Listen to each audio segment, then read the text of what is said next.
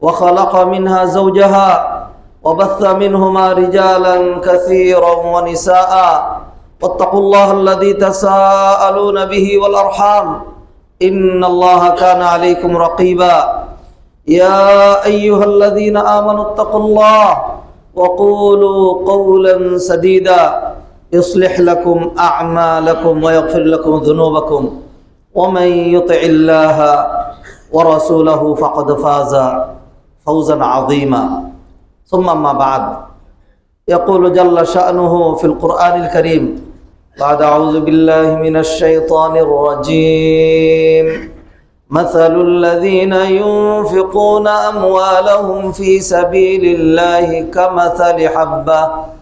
كمثل حبة أنبتت 7 سنابل في كل سنبلة 100 حبة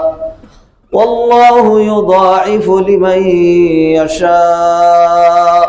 والله واسع عليم وقال تعالى والذين يكنزون الذهب والفضة ولا ينفقونها في سبيل الله فبشرهم بعذاب أليم يوم يحمى عليها في نار جهنم فتكوى بها جباههم وجنوبهم وظهورهم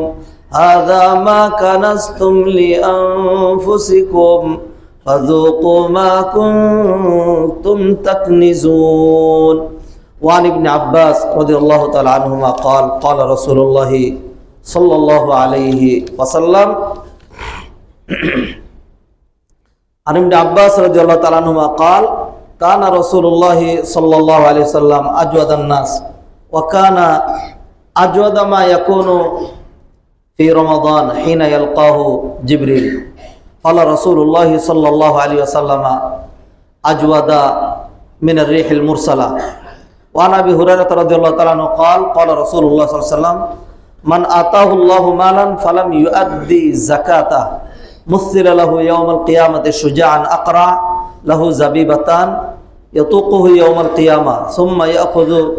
بلهزمتيه يعني بشدقيه ثم يقول أنا مالك أنا كنزك ثم تلا النبي صلى الله عليه وسلم على آية ولا يحسبن الذين يبخلون بما آتاهم الله من فضله وخير لهم بل هو شر لهم سيطوقون ما بخلوا به يوم القيامة رواه البخاري আলহামদুলিল্লাহ আলহামদুলিল্লাহ আলহামদুলিল্লাহ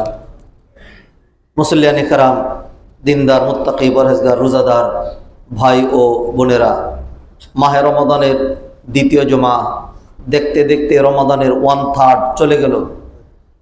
এইভাবে আমার আপনার জীবন শেষ হয়ে গিয়েছে শুধু একটা কথাই বাকি আছে সেটা হলো আমি যে মরে গিয়েছি এটা বলা হয়নি আর না হয় সিনিয়র জুনিয়র প্রতিবেশী আত্মীয় অনাত্মীয় ধনী দরিদ্র নর নারী ক্ষমতাশীল তারপরে হলো